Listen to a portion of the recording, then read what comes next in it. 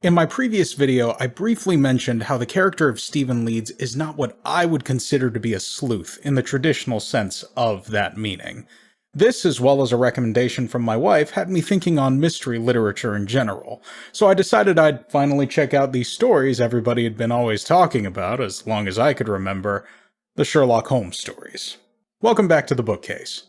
This is not really a review of any Sherlock Holmes story or any collection of Sherlock Holmes stories, but just a review of the experience of taking a quick and immersive dive into the canon of Sherlock Holmes. Let's flesh out exactly what I mean by that and just what it is that I read. My ultimate goal was just to get into the Sherlock Holmes stories as someone who had never finished any of the original stories before. To this effect, I chose to read the first 3 Sherlock Holmes novels, A Study in Scarlet, The Sign of Four, and The Hound of the Baskervilles. The idea was, knowing the reputation of The Hound of the Baskervilles as just one of the greatest mystery novels ever written, I would conclude my brief excursion into the life of Sherlock Holmes with that story before giving my thoughts at the time. My wife did point out to me, however, that, although A Study in Scarlet and The Sign of Four were written one after the other, proper enjoyment of The Hound of the Baskervilles should entail that one would read some of the short stories written in the interceding decade between The Sign of Four and The Hound of the Baskervilles, so I added this to my reading requirements as well. These short stories I did read a bit quickly. I didn't read all of them, I just selected a few so I could get an idea for the experience, since the idea was just to collect a couple of short adventures in my mind to establish the history of these characters. And in this spirit, I read 6 short stories, 3 from the adventures of Sherlock Holmes and 3 from the memoirs of Sherlock Holmes. I'll talk about my experience with these before I talk about The Hound of the Baskervilles, but I will say up front, I enjoyed my time with those short stories a lot, and I fully intend to go back and do a proper read-through of the adventures of Sherlock Holmes and the memoirs of Sherlock Holmes at a later time. To sum up, my goal was to get to know these characters, especially Sherlock Holmes and John Watson, and to casually immerse myself in the world of Arthur Conan Doyle's Great Detective. Then, after having read The Hound of the Baskerville, I would stop and evaluate my experience thus far. That said, before anything else, let's get to the verdict. Do I recommend getting into Sherlock Holmes? I mean, that's a dangerous question to answer no to. My answer, therefore, is yes, with some caveats. Speaking as someone who just got into Sherlock Holmes over the past week, there are a lot of places one can start. There are more places to start than I've read so far. But I will say this, there's no wrong places to start, but there's definitely places to start that are going to be more difficult than others. What I hope to demonstrate with this discussion is what are the best places that you can start. Spoiler, it's the short stories. Don't start with A Study in Scarlet. Don't do that. Let's start with A Study in Scarlet.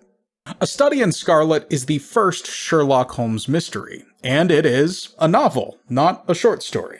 It introduces a lot of core components of the story, including its protagonist, Sherlock Holmes, and its primary point of view character, John Watson. The story follows John Watson as he accompanies his new flatmate, Sherlock Holmes, on a crime-solving adventure. Until it doesn't. We'll get to that. The real point of this story, and where the fun comes in, is just being impressed with Sherlock Holmes the way that John Watson is. Interestingly to me, however, while we culturally look at the Sherlock Holmes stories as more mysteries than anything else, I find this book and many other Sherlock Holmes stories to be structured more like adventure stories with mystery elements. I've heard it said that the Sherlock Holmes stories present you with the pieces to come to the proper conclusion for a case or a mystery on your own, and I'd like to say that from the stories I read, I'm not exactly sure that this is the case all of the time. Maybe I'm just stupid, but I personally felt like there were details that were being withheld from me, which some of the characters were aware of, that would have helped me in coming to a proper conclusion. This doesn't make them bad stories, or even bad mysteries. It's just that the fun of these stories specifically is not in figuring out before the characters do, it's in watching the journey that the characters go on to come to that conclusion, and the logical leaps that Sherlock Holmes will make to reach that conclusion. All this is to say that the story is an adventure, and much like John Watson, we're just along for the ride. So let's talk about what I liked.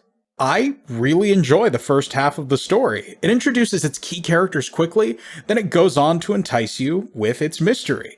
And it keeps you hooked by letting the questions you have lead to other questions, and you keep reading to find the answers to the questions that you have.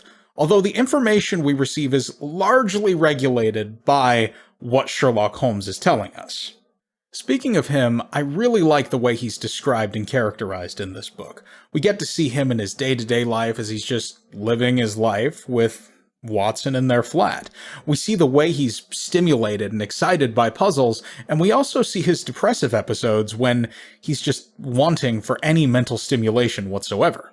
Then there's his deductive process as it's presented for the first time. I like it. Whenever he sees the confusing details that other people can't make sense of because of how they don't fit, he gets excited because for him, those unusual details are exactly what bring light to what really happened. He takes these and other details and he works backwards to determine what happened and how things turned out the way they did at the scene. Watching him work is fun. Granted, we don't really know what he knows until he decides to tell it to Watson. This is because honestly, he's a preening show pony of a person who just loves revealing everything in one big presentation and then basking in the glory of everybody just wandering at his amazement. This does lead me to my first criticism, though. My favorite kind of mystery is the tried and true whodunit. And my favorites of those are the ones where we, the audience, can reach an answer at the same time as the protagonist. So perhaps this is a personal taste thing, but I don't typically enjoy when a mystery preserves its mystery by withholding information from the reader that a character in the story, a protagonist especially, is already aware of.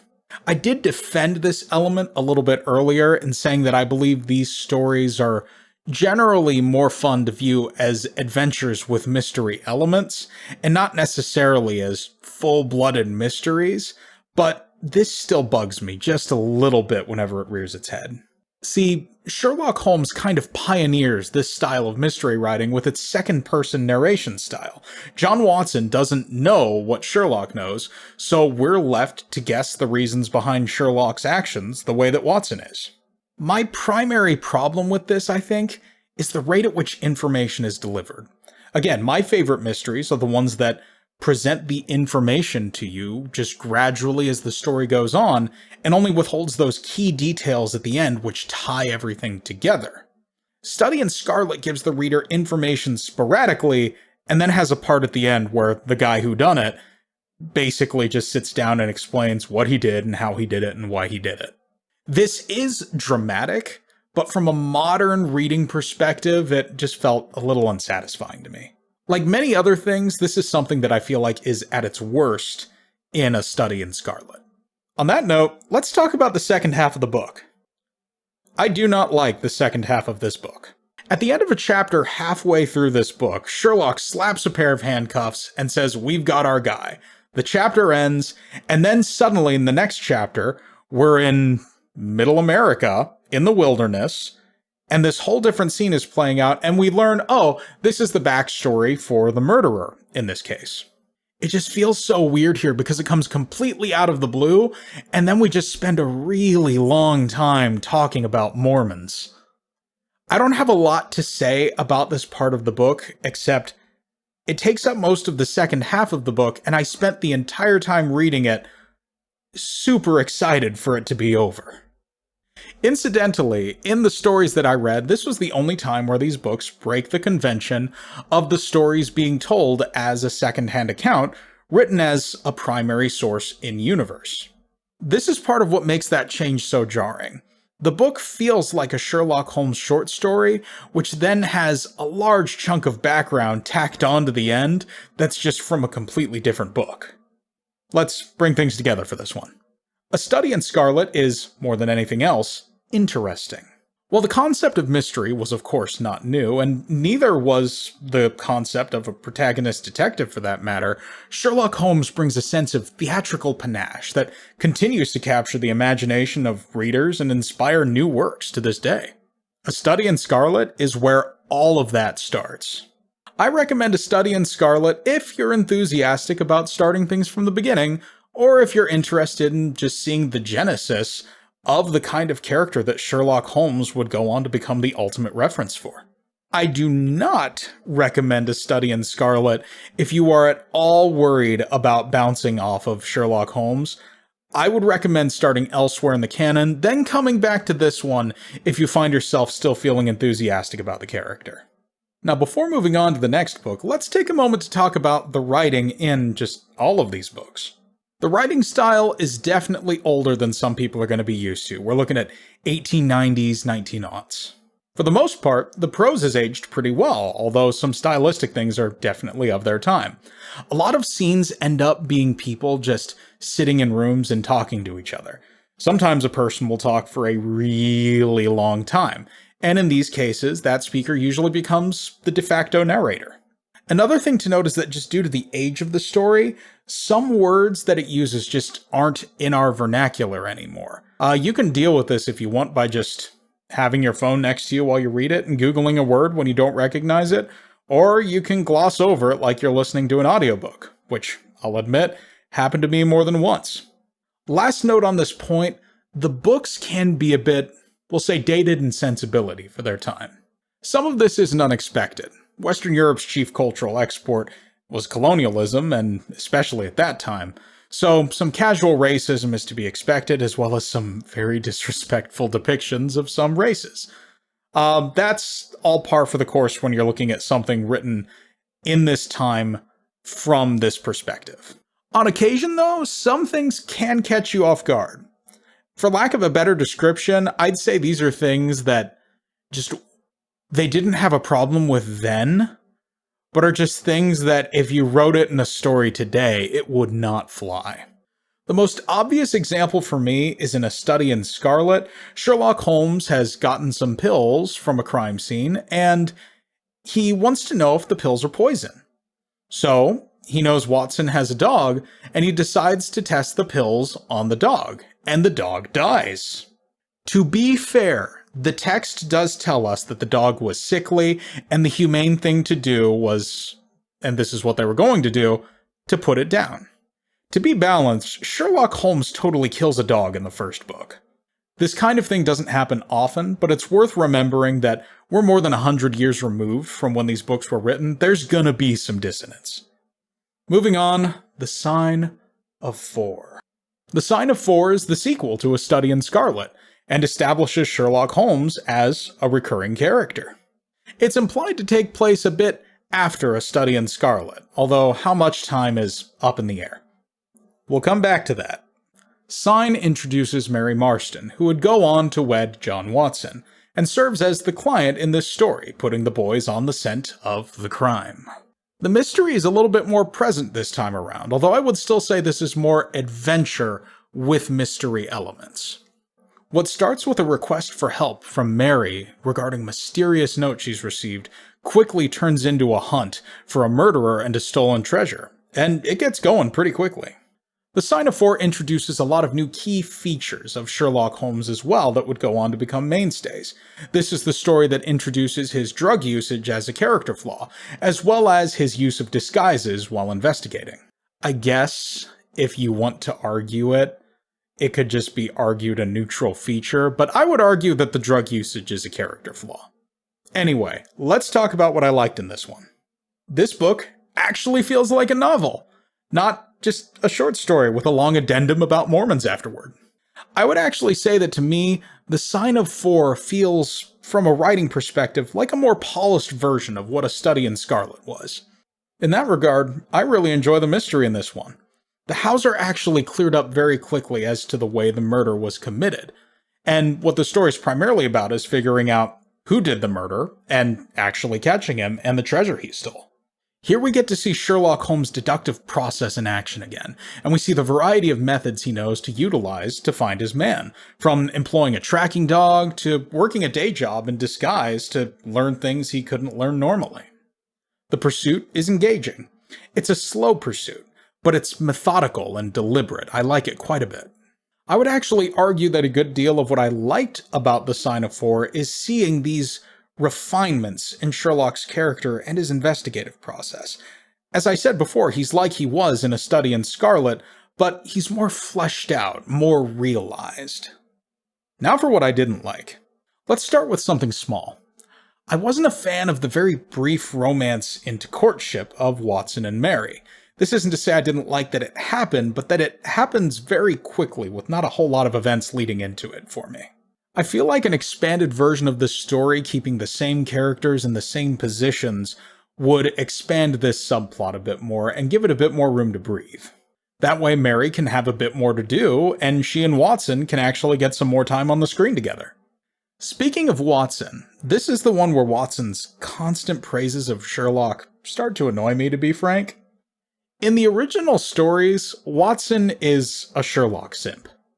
I think I gave it a pass in the first story because there it could be considered Watson just being impressed at the novelty of what Sherlock is doing. But every time Sherlock does that trick where he looks at all of the minute details on a person's figure and then deduces some incredible thing about them, every single time Watson is just like, "By Jove, Sherlock, how on earth did you know that?" I hope you liked that, because I am not doing that accent again. Like, John, you know what he's doing because you've seen him do it before. You don't know what he's seeing, but you know what he's doing. Defensively, this could be viewed as Watson, as the in-universe author, sensationalizing things a bit. But that doesn't make it any less annoying to me. The other big issue I have here is the way the mystery gets wrapped up after all the stakes are resolved. I do need to say, firstly, it is handled better than A Study in Scarlet, even if it's still a bit clumsy. I think it's indisputable that A Sign of Force wrap-up is executed just much better than A Study in Scarlet's was. At the end of the first book, the guy they just caught...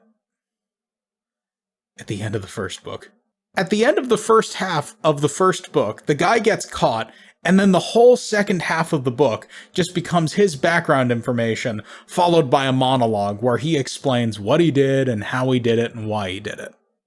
In this book, we just keep the part where the culprit explains what he did, why he did it, how he did it, and that part's just pulling triple overtime. This is still a very jarring change to me, as it just breaks the pacing completely, and the culprit effectively becomes the de facto narrator, as he is in-universe sitting on a boat with everybody telling his life story.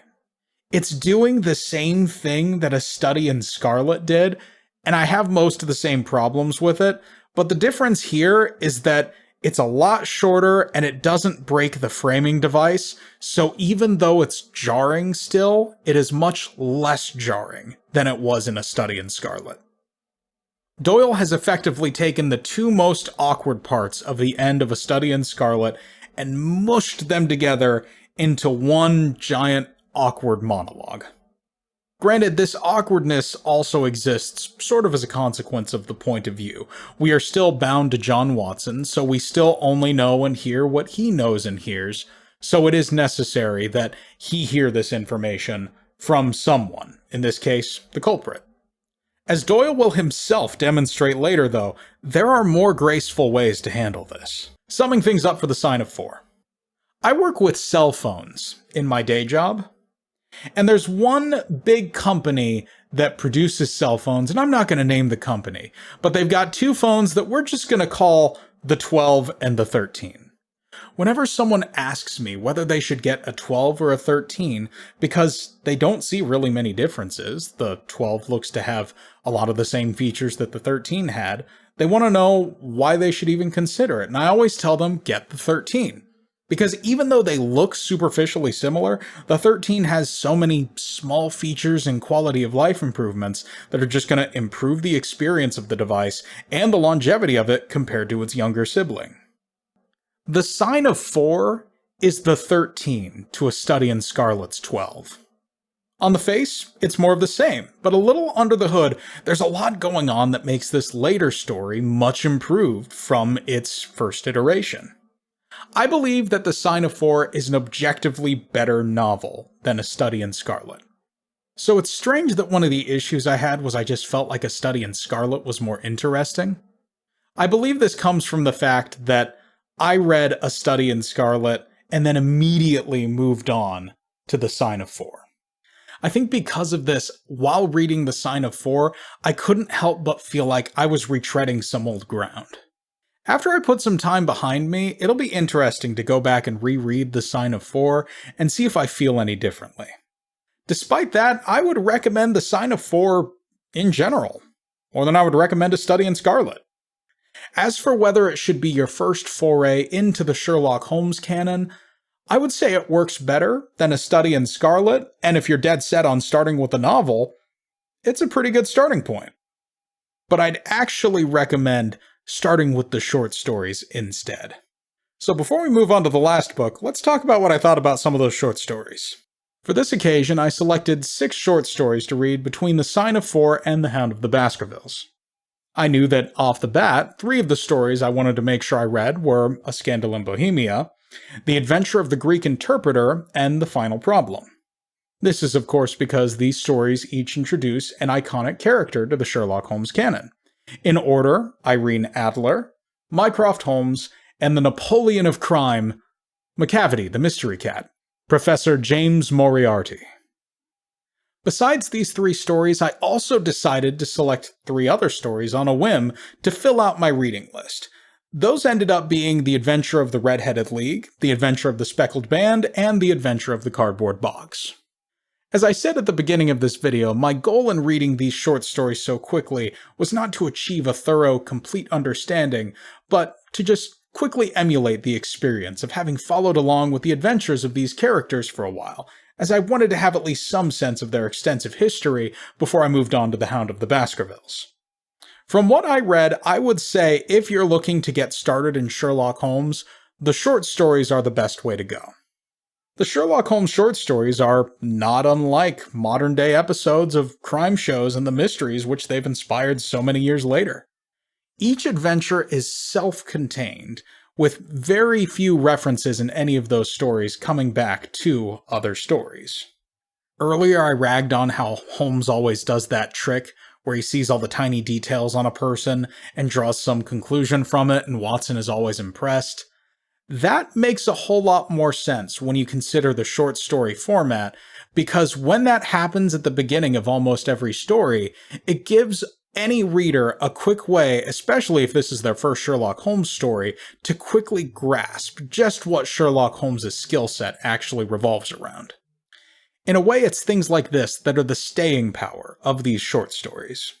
No matter where you start, you always get an effective introduction to the main characters, to Holmes and Watson, a quick primer on what it is they do, and how they do it. One of the things that amused me about these stories, though, because I read my stories from The Adventures of Sherlock Holmes and The Memoirs of Sherlock Holmes, which are the collections of stories written between the time when The Sign of Four and The Hound of the Baskerville was published. At the end of The Sign of Four, John Watson becomes Mary Marston's husband and prospect, and they are eventually wed, and Watson moves out of the flat. In the first short story, A Scandal in Bohemia, Watson is just walking by to visit Sherlock when Sherlock ropes him in on an adventure. But in many other short stories, we've decided to say, oh yeah, there were a bunch of adventures that happened between The Study in Scarlet and The Sign of Four. The reason this amuses me is because it kind of retcons how much time happened between A Study in Scarlet and The Sign of Four, because it's initially implied that it wasn't too long. It's implied that the time between A Study in Scarlet and The Sign of Four was enough for John to recover from the illness he'd been recovering from that sent him home from the war in the first place. But now it's just kind of like, oh yeah, there was a ton of time. We went on like 30 adventures. This is probably for the best, because I think it would be a little bit goofy if John Watson, after being married, just every time he was walking by 221B Baker Street and decided he wanted to go visit Sherlock, Sherlock is just like, Watson, I've got a case, I'm kidnapping you. Moving past that, the short stories are exactly that. They're short. Your average reader can probably knock one of these things out in about an hour, give or take a bit. But each short story sets everything up, establishes its plot, runs through its plot, and wraps everything up in that runtime. The result is an excellent sense of variety in the cases that Sherlock Holmes takes on. He's not just a consultant for the police force, he's also a consultant to the general public, provided whatever problem they have is interesting enough. Of the stories I read, I think my favorite was The Adventure of the Speckled Band. It's an interesting locked room mystery with a good deal of tension, as Holmes and Watson have to put themselves in danger so they can try to determine just how the murder was committed. I like this story a lot, even if it is a story that kind of demonstrates Arthur Conan Doyle's, we'll say, the holes in his worldly knowledge. I'm not lying when I say this is one of my favorites, but if you go back and read this one, let me just put it this way. When you figure out what the milk is for, just go with it. It's fine. He doesn't know how that works anyway. I am very glad that I decided to read these stories before moving on to The Hound of the Baskervilles. I feel like getting the sense of backstory for the characters and the rapport that they have with each other and their past exploits, it's really made the experience that I had reading The Hound of the Baskervilles a better one. And let me tell you, it was a pretty good experience. The Hound of the Baskervilles is the third Sherlock Holmes novel. Written after Doyle had killed the great detective off in The Final Problem, Doyle had not written for the character of Sherlock Holmes in roughly a decade, and decided to put out a novel taking place sometime before Holmes's tragic demise, from which he would soon miraculously recover. And it's quite the return. The Hound of the Baskervilles is regarded by many to be one of the greatest mysteries ever written, and having read it, I can say, yeah, I see where they're coming from. It's really good. I also like that it kind of pioneers the subgenre of supernatural mystery. That is, a mystery where one of the questions at play is whether or not all of what we see in front of us in the mystery is of this world. This is another part of what makes the book so enjoyable, and honestly, when you think about it, we probably have the Hound of the Baskervilles to thank for the existence of just all of Scooby-Doo. That said, I liked it a lot, so I've actually got a lot to say about that.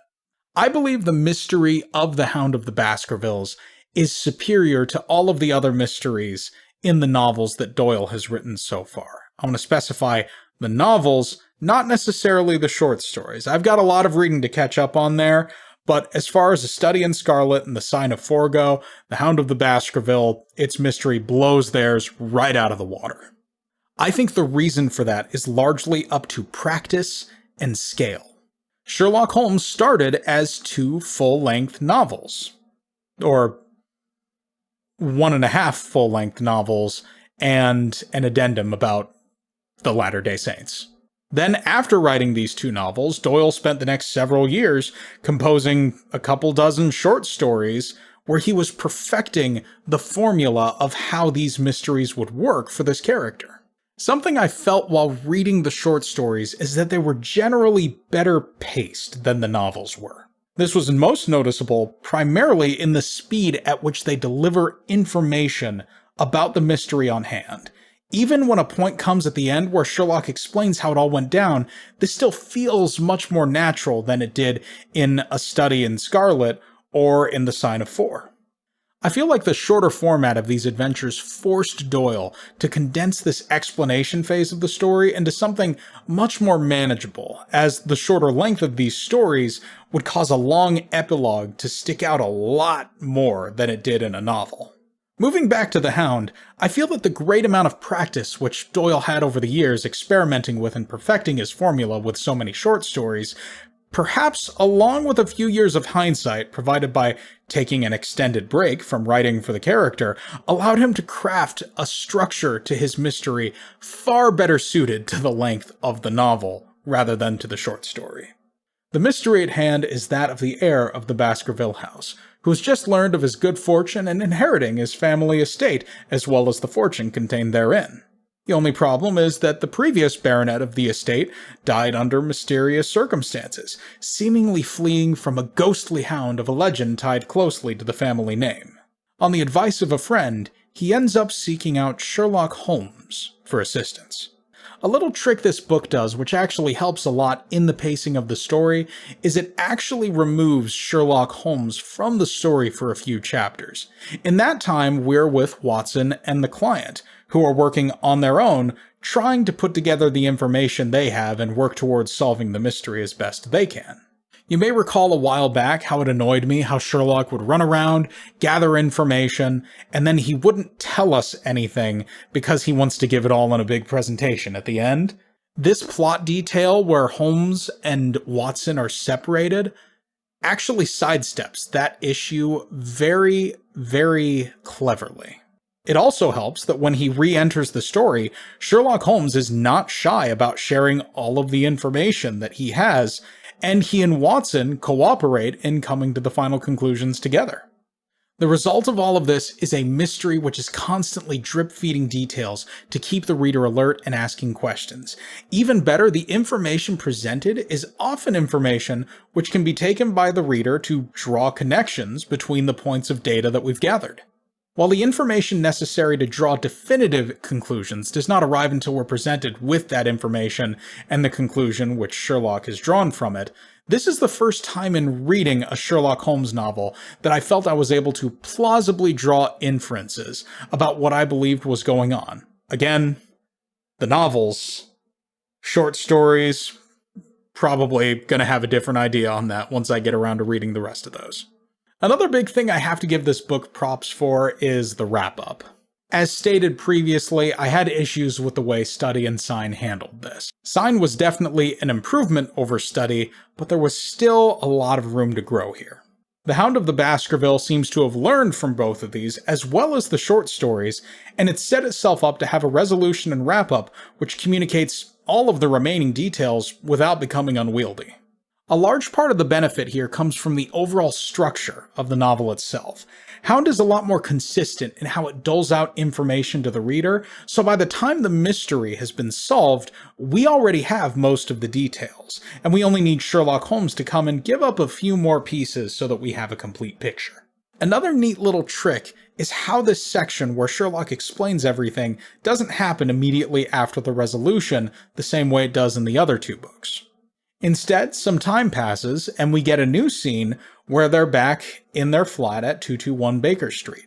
So instead of having an extended monologue from the culprit out on the Thames, or an extended testimony from a man at the police station, we have a little Q&A lecture with Sherlock Holmes and Watson and the client, where they pick Sherlock's brain to figure out the last little details that they weren't quite sure on themselves.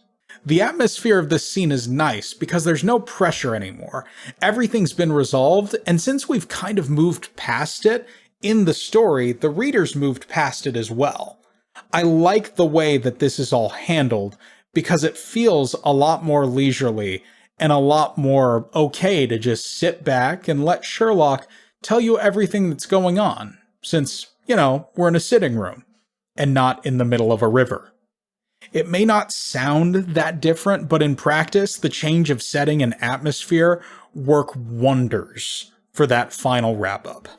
Another small thing I enjoy here is Watson himself. As I said earlier, for a time, Sherlock and Watson go separate ways, and we're left to Watson, as he does his best to gather information and investigate the happenings at and around the Baskerville Manor. Put simply, this actually gives Watson something to do besides gawking at Sherlock and talking about how amazing Sherlock is.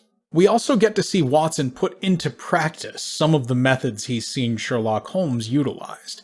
And while he's not using it anywhere close to the same capacity that Sherlock Holmes does, he's definitely utilizing those techniques to some effect.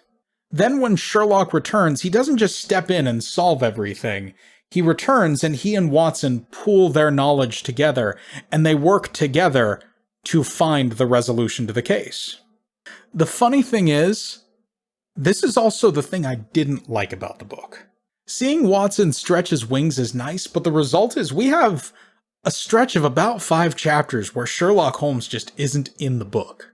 A book which is partly named for him. I'm not sure if I could even call this something to be fixed.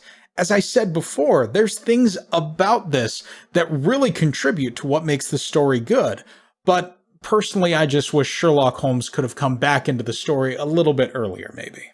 I think it's pretty telling that that's my only real criticism of this story. The Hound of the Baskervilles is just a book that lives up to the hype. So yeah, I recommend this one. That said, do I recommend it as your first Sherlock Holmes story? No. I do believe The Hound of the Baskervilles can be enjoyed on its own.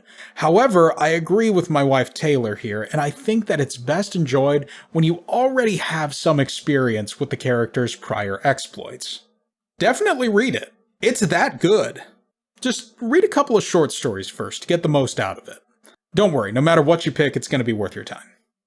And with that conclusion, it's time for the conclusion. Overall, I really enjoyed my experience finally getting into the Sherlock Holmes books, and I'm looking forward to reading more of them. For now though, talking about mysteries has got me in the mood for a whodunit, so the next time you see me, I will probably be talking about Agatha Christie. If you like this video, how about leaving a like or a comment, or maybe even a subscription? Otherwise, if you have read Sherlock Holmes, tell me what's one detail, big or small, you wish made it into an adaptation but has not. Mine is for the BBC Sherlock series. They call his mental space his mind palace. This was the cowardly thing to do.